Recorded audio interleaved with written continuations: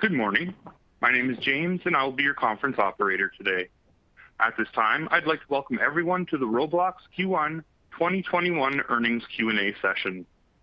All lines have been placed on mute to prevent any background noise, and after the speaker's remarks, there will be a question-and-answer session. If you'd like to ask a question during this time, simply press star, followed by the number 1 on your telephone keypad. If you'd like to withdraw your question, please press the pound key. Thank you. I'm now going to hand it over to Anna Yen, Roblox Head of Investor Relations. Anna, you may begin your conference. Thanks, James. Good morning, everyone, and thank you for joining our Q&A session to discuss Roblox's first quarter 2021 results. With me today is Roblox's CEO, David Baszucki, and CFO, Michael Guthrie. Before we start, I want to remind everybody that yesterday after market close, we published a shareholder letter and earnings results on our investor relations website at ir.roblox.com. Since the letter provides a lot of details, we will make some brief opening remarks and reserve the rest of the time for your questions. For our webcast participants, please note the question icon at the bottom of your screen where you can type in your questions. We'll do our best to take as many questions as we can today.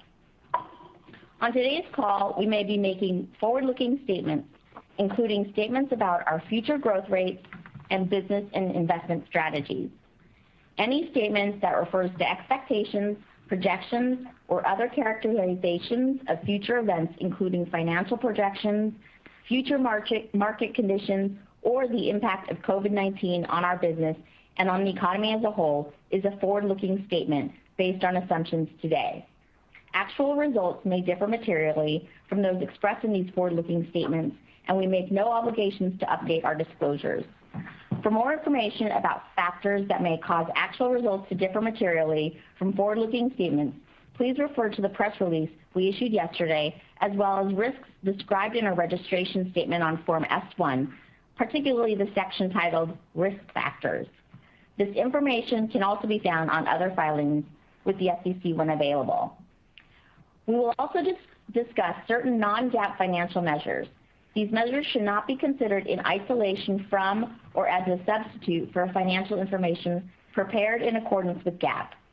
Reconciliations between GAAP and non-GAAP metrics for reported results can be found in our press release issued yesterday, as well as in our supplemental materials, copies of which can be found on our IR website.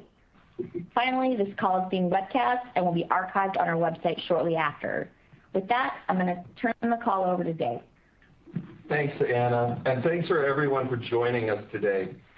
Before we start taking questions, I want to begin by saying that our hearts go out to the people around the world who are still suffering as a result of COVID-19. It appears we're making progress, and it's also clear that this virus is still a global challenge. Like everyone, we want to put these risks behind us as soon as possible. Just this month at Roblox, we're going to begin to open our offices on a limited basis, and we hope that by mid-September our offices can be fully open. This is our first earnings call since our direct listing on March 10th. Yesterday afternoon, we posted our earning results and a letter to all shareholders, as well as supplemental financial and metrics data on our investor relations website. We hope this information was helpful insight into our performance in Q1. It's been an exciting period, and we're looking forward to answering your questions. With that, we'll turn it back over to the operator. At this time, I would like to remind everyone, in order to ask a question, press star, then the number 1 on your telephone keypad. We'll pause for a moment to compile the Q&A roster.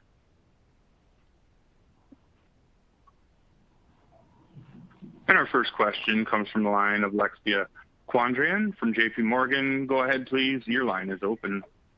Thank you very much. I was wondering if you could give us your update or thoughts on sort of longer-term growth. Specifically, in the press release, you did highlight great accomplishments in terms of international expansion and aging up, which I know has been a more near-term and consistent growth driver for you.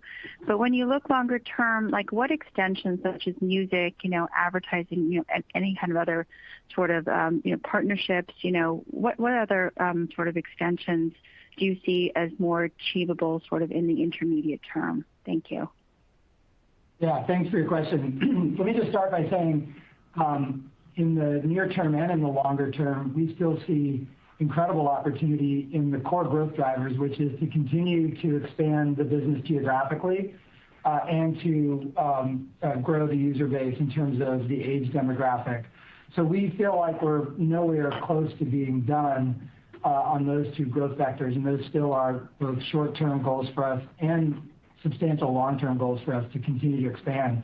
When we look at geographic expansion, in particular in Asia, we have a long way to go all across Europe, and we're still very optimistic about the potential for increased growth in North America and in some of our core markets like the United Kingdom and in Scandinavia. So we still see, if we were to say sticking to our knitting on user growth, aging up, and geographic, those are still really big growth drivers for us over the next few years. In terms of platform extensions, we still are, we're obviously very excited about where the platform can go. We haven't given any specific numbers around brand partnerships or music, but you've obviously seen some progress. We talked about it in the shareholder letter, and we certainly see longer-term potential for those expansions to our platform as well. Hey, just riffing off Mike, this is Dave. In Q1, our over 13 DAUs grew by 111%, and our hours are up 128%. Thank you. Our next question comes from the line of Brian Nowak with Morgan Stanley. Go ahead, please. Your line is open. Thanks for taking my question. I have two. The first one on China. Just curious, I know it's very early, but any sort of early learnings from China, and just sort of as we sort of think about this opportunity, are there any material differences that you see in the China potential user base that could cause the slope of penetration or payer growth to be different than other regions? And then secondly, on aging up, David, it was a good disclosure around the age up you just mentioned on users and time spent. Can you just give us some examples of some of the content that's really driving the aging up of the overall user base to sort of really realize that opportunity? Thanks. Yeah, hey, a couple things just to share. First, in China, we do have a license. We are live. And we've seen very early signs of what we hope to have happened, which is we've seen some developers in China break into the top 250 in the world market. And we have many, many world outside of China devs who are now live in China. The other thing to note is we've seen consistent growth in South Korea, in Hong Kong, in Russia, in Brazil, and really all around the world. So we can't make any forward-looking predictions on China, but we see a lot of lovely patterns out there. As far as aging up, we continue to be impressed by the quality of the content and the creations that our developers are making. And more of the content is helping drive this exciting trend, which we're close to passing, if not passing. Mike can chime in on having more of our users being 13 and over than under 13. I'll highlight the fun, exciting, and iconic game Piggy, which won our Bloxy Awards, which is extremely appealing to players on our platform of all ages. Great. Thanks, Dave. Our next question comes from the line of Mike Ng with Goldman Sachs. Go ahead, please. Your line is open.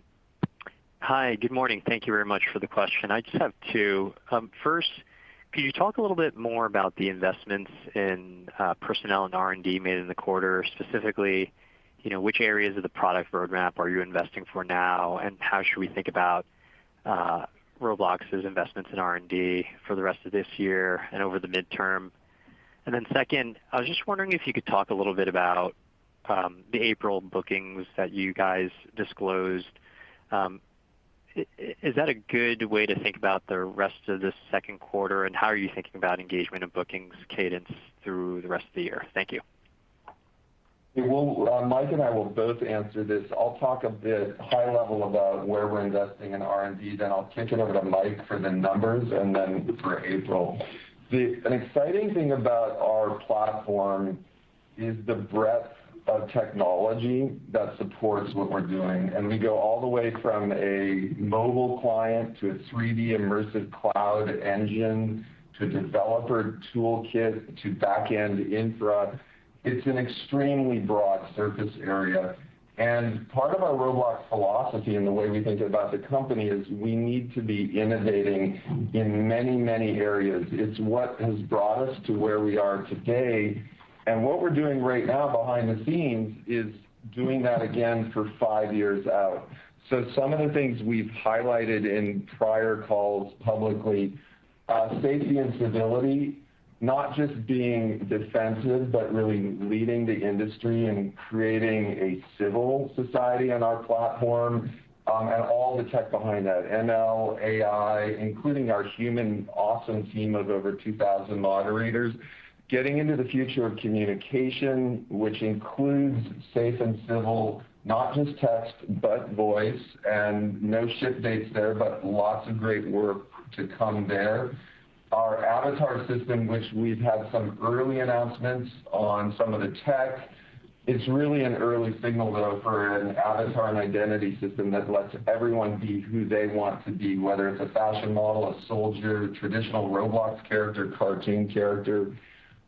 We have this wonderful mix of our client and our infra working together to really provide these immersive experiences. There's a lot of work going on there. So covering the place where we're investing, it's really manifold. We do invest 80% of our, it's not really invest, we have stayed true to the notion that about 80% of our people are working on product and engineering. We see this going into the foreseeable future. And I've touched on about 4/10 of the big areas. I'm not going to go into all of them right now. I'll kick it over to Mike, though, to go more into the numbers. Sure. Hey, Mike. So a couple things. When we did the forecasting work inside the company for the direct listing, basically the underlying assumptions were we looked at all of our core metrics. We obviously were looking at it at a time when we were sort of right in the middle of COVID, and we had seen pretty big lifts in our business. And we made some assumptions around COVID basically as a global situation being out of the system by the end of the second quarter. So in effect, we picked an end date to the pandemic, if you will, when we did our forecasting. Now, that hasn't happened, and so there's obviously still in the second quarter, there's a combination of just core metrics and core growth and improvement in the business, and there's still obviously, the influences of COVID are still in the numbers as well. April bookings overall were very strong, definitely higher than what we expected, and somewhere around, 45 to 47% of the consensus numbers for the quarter. So April numbers were really strong. When we look at what that means in the medium and longer term, I'll just say the following.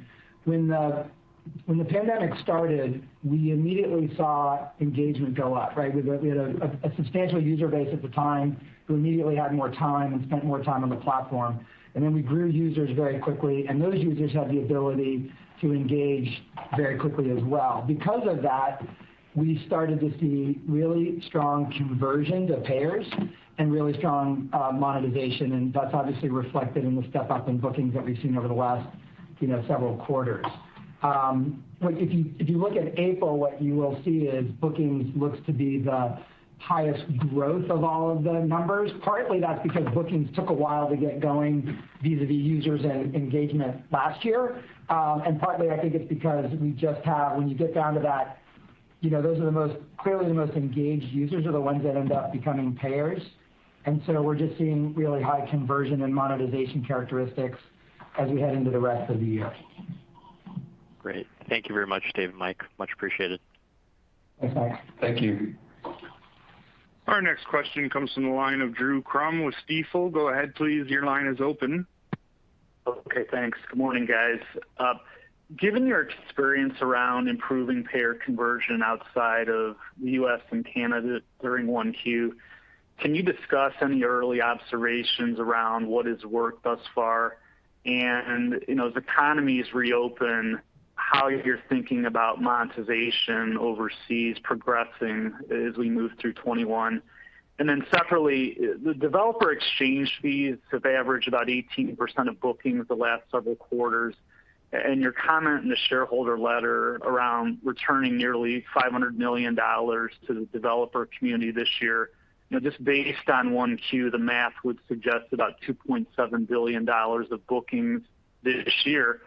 Does that make sense, or how would you push back on that assumption? Thanks, guys. We'll do this in the same order. I'll speak a bit about the stickiness of our economy, and then I'll kick it back to Mike on the DevEx fees. We developed our DevEx economy over 5 years ago, and when we did it, the philosophy was to create a system that connects our people on our platform with our developers and allows flexibility in our developers to create amazing content and then to monetize that in a balanced and freemium way with our player base and the people on our platform. This system has turned out to be enormously powerful, and as different countries have come online, whether it's the U.S. and Canada or whether it's Philippines, Brazil, and Russia, in all of these countries over time, we've seen the combination of amazing content and the players becoming more embedded in our platform and driving higher and higher bookings per DAU. So there are no big levers we have been turning except to provide a platform and the tools where developers are making increasingly high quality content, and that's been driving the engine. We have made some small adjustments over time, and we continue to move as much money as we think is financially prudent back to the developer community. An example would be in March, where we increased the engagement-based payout rate by approximately 75%, which is driving the money we're transferring to developers based on time engaged in the platform. So no future predictions on where DevEx is going, but this general philosophy of we want to run a lean business and move as much money to our developers as possible, I think you'll see that going forward. And then I'll go over to Mike for the rest of that. Yeah, and just one of the outputs of the engagement-based payout model has been to get some economics to developers that are maybe not in the top 100, 200, or even 300. We're seeing out in that, I don't want to call it the long tail, but we're seeing developers, let's say, that are early in monetizing on the platform. This has been a real boost to their economics, and in some cases, virtually all or all of their economics come from engagement-based payout, and that's great because it keeps them engaged in the platform, and as they get better and better at building amazing content that is appealing to a broader user base, they get some feedback. They get some economic feedback from the market, which is really wonderful. And so we have high expectations of the productivity of engagement-based payouts over the next few years. Related to your question on developer expense, I think what we're really looking at is, the Q1 number was almost $120 million. If you multiply $120 million times 4, you're at $480 million. When you're inside a company, we often have these big goals. And I can remember we did an offsite about 2 years ago where we really challenged ourselves to get to, $400 million of engagement-based payouts, actually several years from now. And now we're in a situation now where if things break the right way, we could be at $500 million this year. So I'd say rather than giving ourselves a goal of $480 million, we like the goal of $500 million. Yeah, just riffing on that with Mike, that goal at the offsite was for total money to developers. We do believe long-term engagement-based payouts will hit that $400 million. They're a piece of the total developer pay. Yeah.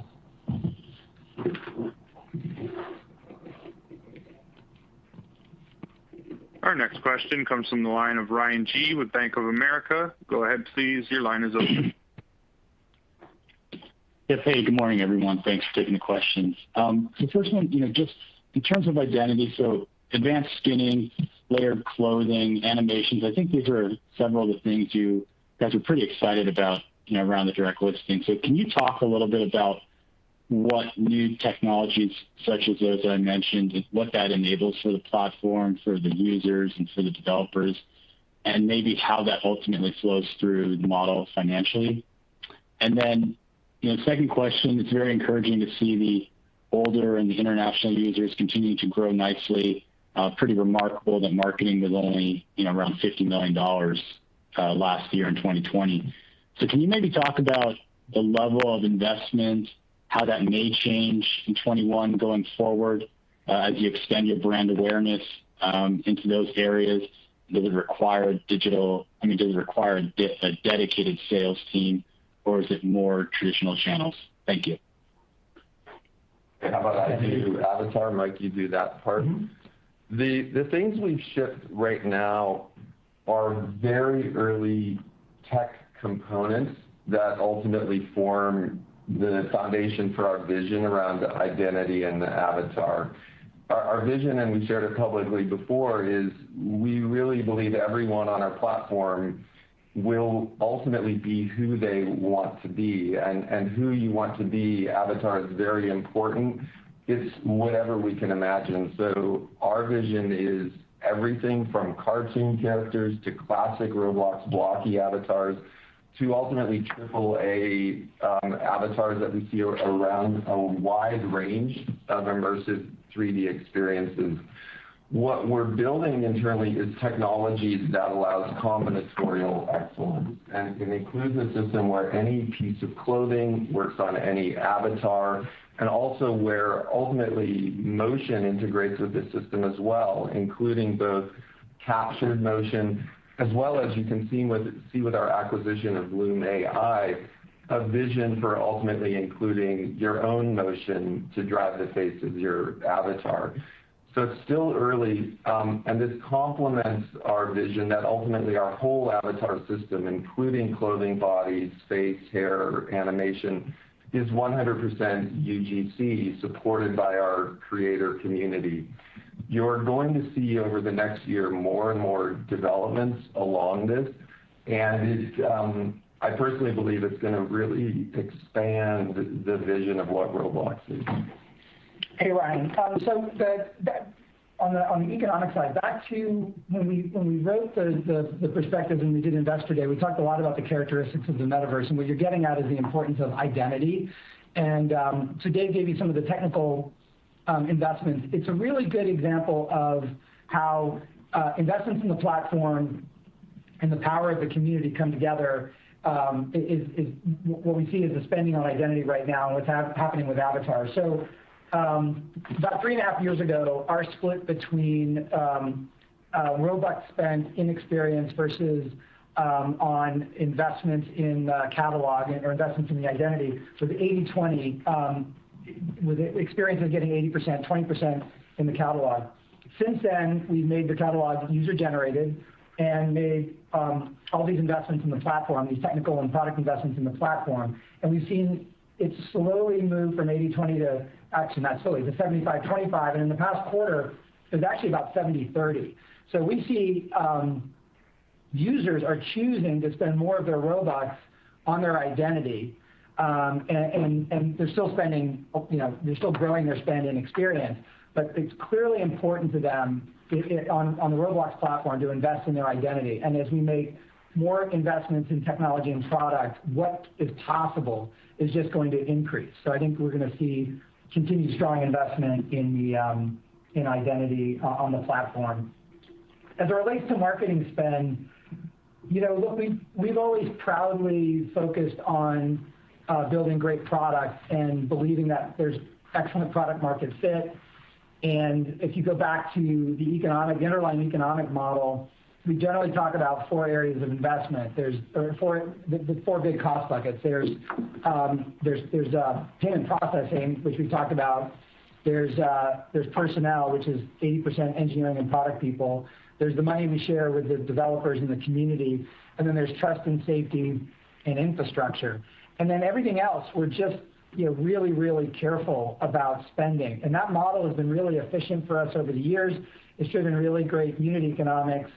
And we've, I guess, been in a situation where we haven't had to spend a lot of money to drive user growth. That organic signal to us is one that tells us that the product is doing well. And so I don't think you should expect to see us change that over the next few years.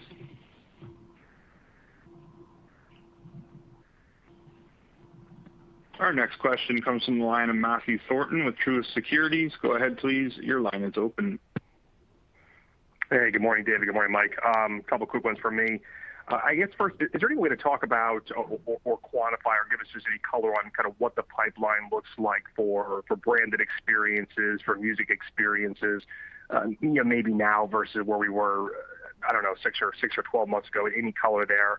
And then just secondly, around subscription, I guess the question is, are we still kind of moving up and to the right in terms of mix, and any way to gauge maybe what inning we're in terms of getting subscription until it gets to kind of full penetrated kind of run rate? Any color there would be helpful as well. Thanks, guys. Yeah, first on the pipeline around immersive experiences, we can't announce anything. But historically, if one looks at what we've done, starting with Lil Nas X, going to Ava Max, going through One World Together, going through Royal Blood at the Bloxies, there's been enormous progress there, and we're very optimistic that in the future, being together in an immersive 3D concert with friends is very different than watching on a screen. And as we come back together, following this pandemic, I think we've all learned how amazing these types of experiences can be. So we're very optimistic about this. We're not going to announce anything, but more and more technology, both the immersiveness, the ability for audio to be spatialized, ability to talk when in these concerts, is going to support more and more amazing experiences. I'll talk a little about subscriptions, and I'll kick it over to Mike on the numbers. It's also, we have a vision that ultimately, and once again, no ship dates, the types of experiences in the metaverse are going to be supported by engagement, they're going to be supported by transactions, and they're going to be supported by advertising. And when we look at some of the type of experiences that we can imagine on the platform, there will be some experiences that are more and more subscription supported, just like many of our experiences are freemium right now. So there is a range of functionality that we will be rolling out over the next few years to support those types of experiences. And it's very, very early in where we see subscriptions going. That said, our current people who have Roblox Premium retained amazingly well. It's a wonderful source of virtual currency for Robux. And even subscriptions as we have them right now are wonderful, really way for people to buy Robux and to retain. Hey, Matt. A couple things on one of your questions was on the pipeline of brands and music. And yeah, obviously, we're not going to be able to share specifics around pipelines. We made some comments in the shareholder letter on both brands and music, and I would expect that in most quarters over the next several, we will be making some reference to things that we're doing. If you were to ask Craig Donato and his team, my guess is the pipeline of brand, that more and more brands are interested in a platform of our size and scale. It's a way to reach a user base that's large and growing and very engaged. So there's no doubt that brands are quite interested. We gave three examples in the shareholder letter. I think one of the things that I like the most about it is that the brands are working with our community to build their experiences. So that's just a really great way, another way for our developers to be able to build cool stuff and see some economics. And so that's just great. Your question about subscription, the only thing I would add to Dave's comments on subscription is that if you're looking at the sources of Roblox purchases, the rate of growth in subscription is faster than the rate of growth of a la carte purchases. But both are still, very important to us. And again, as a reminder, if you'd like to ask a question over the telephone, please press star then 1 on your telephone keypad. Our next question comes from the line of Brandon Ross with Lightshed Partners. Go ahead, please. Your line is open. Hi, thanks for taking the questions. Maybe just a follow-up on the brands question that you just had prior. Can you talk about two things? One, the role that Roblox is specifically playing in shepherding these brands and media companies onto the platform. And as brands do come on, is that a discrete revenue opportunity for you? And how do you think about sizing the overall advertising opportunity on the platform? And then I have a follow-up. Sure. Well, we talk about how are we talking to the brands. We do have a dedicated team under Craig's organization that is responsible for brand partnerships, and that is both, quite honestly, inbound, but also proactive calling and coverage of businesses in retail, media, entertainment, et cetera. They do a great job, and again, as a platform that will be attractive to advertisers, I think we have certain characteristics that are very interesting. Ultimately, the way we do advertising will be largely different than I think anybody else. We expect it to be different than just a CPM kind of a business. So there's a dedicated team. They are active in the market talking to brands about our platform and what it means, our user community, our level of engagement. This is a user base that's hard to reach, especially in the digital world. And linear television is not the right way to reach this audience as well, or it's certainly not a growing way to reach this audience. So ultimately, we're really optimistic, but it's still really early. And so when you ask about sizing the market, I mean, there are a lot of other companies that have more pure advertising models that you could probably use to build a model. But for now, I just wouldn't be putting a lot of revenue in the business. In our business plan, we're optimistic about where it can go, but right now it's not as though there's a certain deliverable for that team for 2021. And I'll just riff on Mike a bit, looking more forward without giving anything specific from a vision point of view.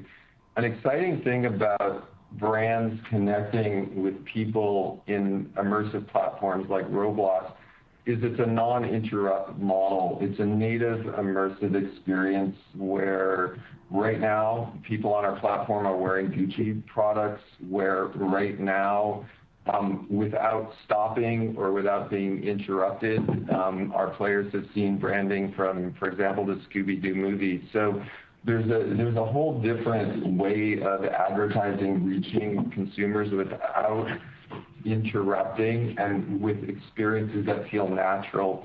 Ultimately, my hope is the size of the opportunity is related to the total hours of immersion we provide. And in April, that was over 3.2 billion hours. So that is one way to think about what this might be.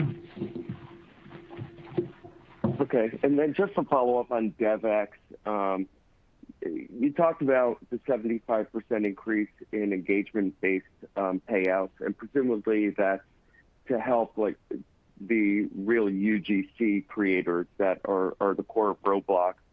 But there's also been a professionalization of studios being built on your platform. We've seen backed by a lot of venture money that's come in over the past year.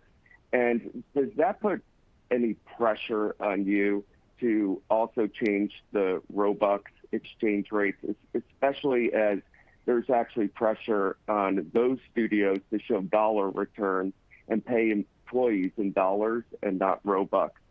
And then also on DevX, to what extent do you see competition playing in your payouts to creators on the platform? Yeah, great question.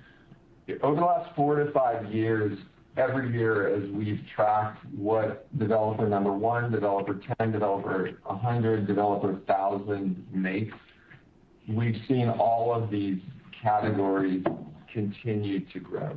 And the total amount of money now going to each of those categories has continued to grow and I believe will keep growing. So the developers coming to our platform are looking towards can I support or can we support a studio? And our largest studios now aren't in individual hobbyists. They are teams of 10, 20, 30, 40 professional devs, and that's part of why we're seeing all of this money flow into the platform. All of the developers and creators on Roblox are UGC creators, whether it's developer number 1 or developer number 1,000 in the pipeline.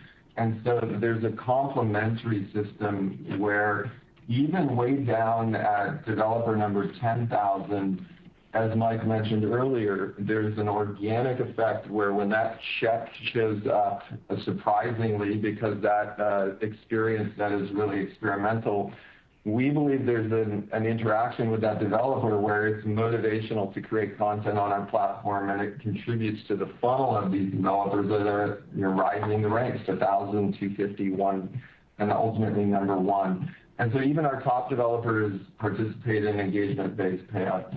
The other thing is to note, we never would announce a future increase in our DevX.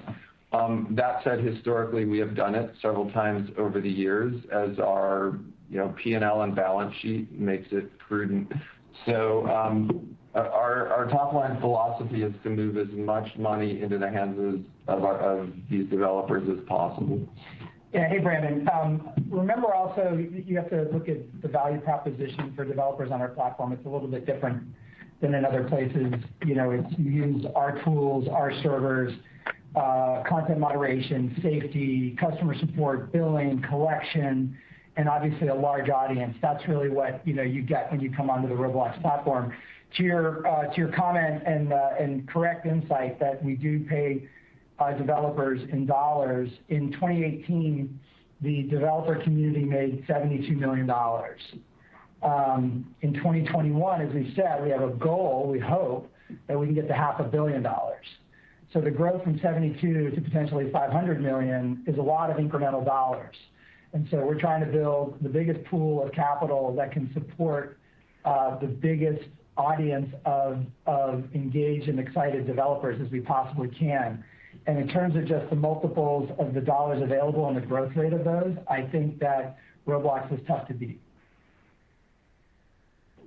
Great. Thanks very much. Thanks, Brandon. Our next question comes from the line of Matthew Thornton with Truist Securities. Go ahead, please. Your line is open. Yeah, thanks, guys. A couple quick ones for me. I think earlier you talked about the mix shift towards virtual items for identity and the avatar. Correct me if I'm wrong, but I think the payout economics there are a little bit lower, so that seems like that would be accretive to margin all those concepts. I want to make sure that we had that right. And then just secondly, I'm just wondering if there's any movement, anything you could say about getting Roblox onto PlayStation and Switch and some of these other platforms. Just any movement on those fronts. Thanks again, guys. Yeah, I'll take the margin question, and then I'll turn it over to Dave. You are correct in that the ratios are different. On the other hand, given the size and scale of the business and the investments that we're making, I would just caution everyone against looking at margin leverage immediately happening or in the next few quarters. We obviously, the unit economics of the business are quite positive, and we're happy with the cash flow that the business is generating. On the other hand, we see our role right now as investors in this business, not as optimizers in the margin. And I don't mean that in a pejorative sense. I just mean we have such a big opportunity. We are so far from the user base and the scale that we want this business to be at. We have so many things that we want to invest in product and technology that will enable more and more developers to build incredible content and bring that to a broader set of users, that we still are much more focused on those investments. Again, hiring more people. It's great to be at over 1,000 employees, and it's amazing how we've grown that employee base over the last few years. But the ambitions of this business, when you talk about billions of users, will take us be thousands and thousands of employees. So we have a long way to go in terms of investment in growing the headcount in the business, and as we've been talking about, the economics for the developer community. If we keep our eyes focused on that, I think generally that will just pay incredible dividends because we'll ultimately drive greater growth in the top line of the business. And riffing on devices, there's a wonderful historical context to this that goes all the way back to the original iPhone, where prior to that, two-dimensional HTML content was not consumable on mobile devices, and all of a sudden with the pinch and zoom, what you consumed on your desktop was the same as what you consumed on your phone. It was pivotal. We have the same vision for the immersive 3D multiplayer cloud stuff of the metaverse, in that we believe this should be accessible on all devices, both from viewing as well as interaction.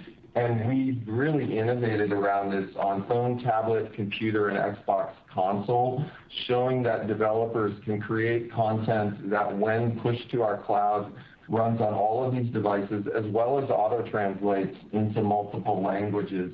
So absolutely long-term Switch, PlayStation, Quest, all of these platforms make perfect sense for Roblox. What you've seen right now is an incredible focus on the phone by us, which we believe is an incredibly difficult form factor and the most difficult form factor for that immersion. But these are all logical platforms, and at the same time, we won't share any ship dates for them.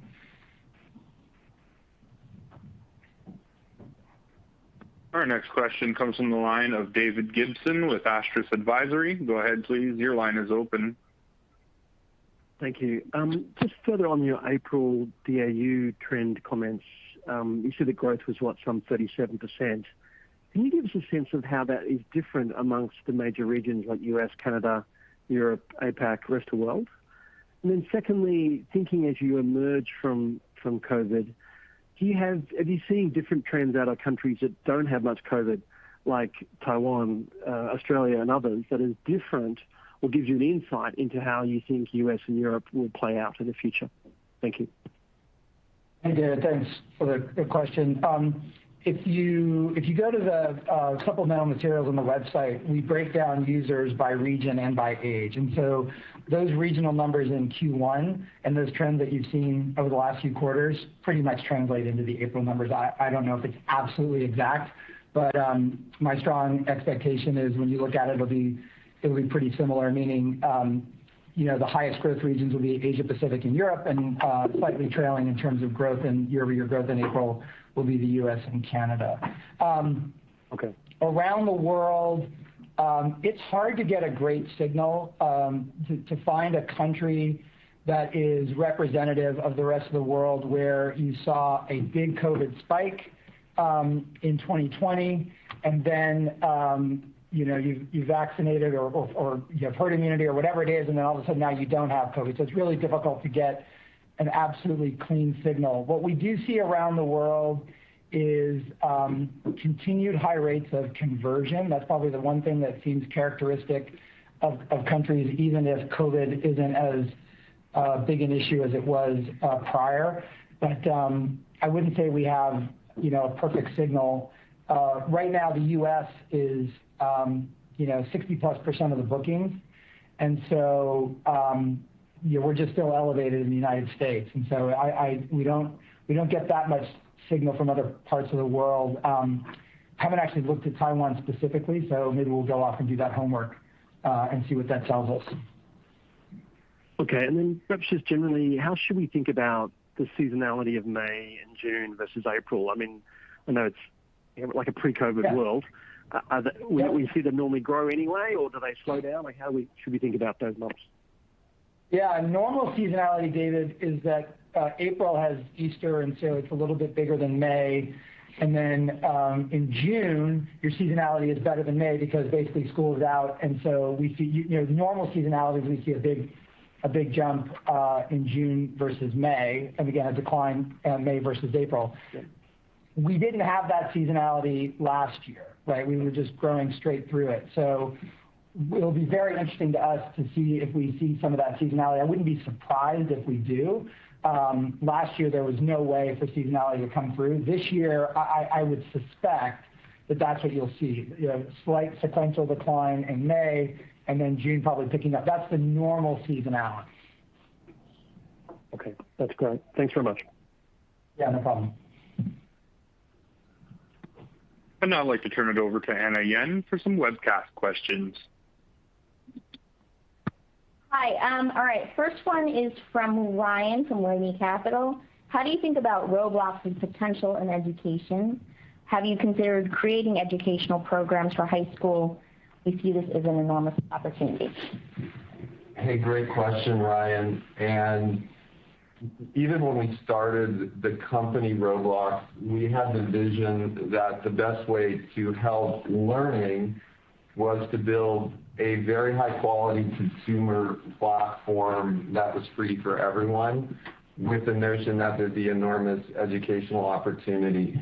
The educational opportunity on our platform is really a stack, and it starts with maybe the more traditional expected learning to create, learning to code, learning to be a designer, learning to be an artist, learning to be a producer. We already see this manifest both within schools, within summer camps, and more we have a vision that learning computer science will be happening on top of immersive platforms like Roblox. It's just so fun and it's so organic. And we have over 8 million creators right now on the platform who are really learning all of this stuff because it's fun to create stuff and share it with friends. But going beyond this, we go to the next level, whereas we start to think about what went on in COVID, the ability at times to not, be together on the platform. You start to see educational opportunities that start to parallel books and video. And we use the classic example when we're studying ancient Rome. In the future, we'll read about it, we'll watch video about it, but classrooms will go to ancient Rome together and immerse in it.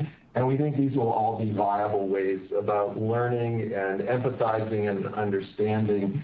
Way out in the future, we're very optimistic about people who don't have access to certain schooling or education, either geographically or for other reasons, really using the metaverse to participate spatially in learning activities.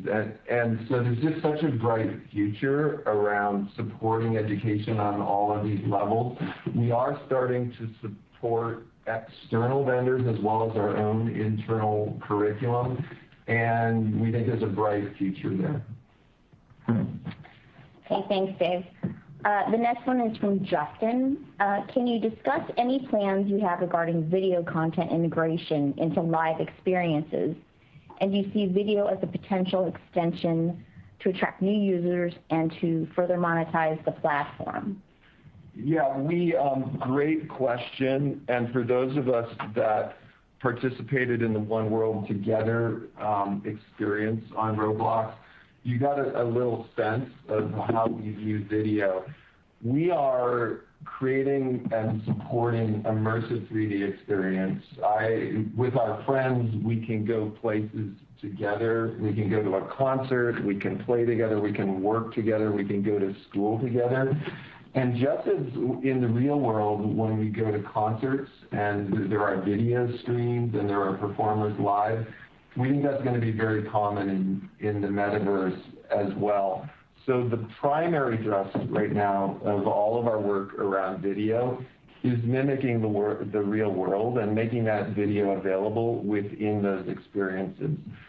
One can imagine a lot of other interesting video experiences on our platform as well.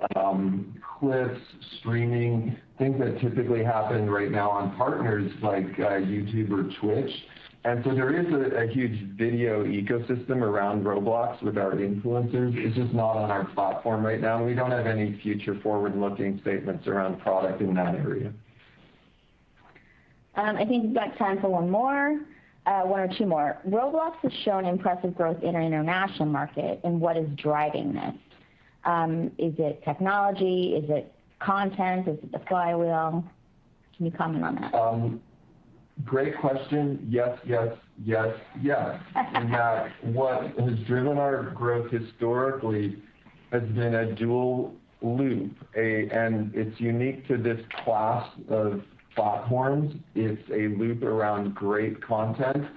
The higher the quality of the content, the bigger the economy. The bigger the economy, the larger teams are able to make content mixed with up-and-coming UGC creators.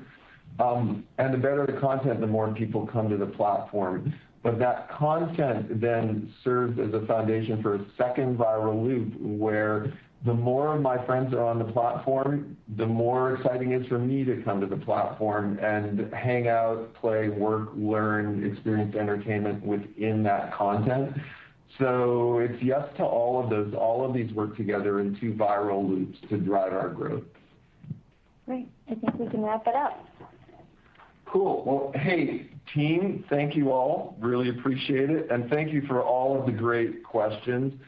I just want to thank everyone out there, including members of the Roblox community, for joining us today. And it's really exciting building this metaverse. We're really excited about what's ahead for us. And finally, reach out to the world. Our hearts really reach out for all of the countries that are working through COVID, and we hope we're done with this as soon as possible. So thank you for joining us on our first earnings call today. This concludes today's conference call. You may now disconnect.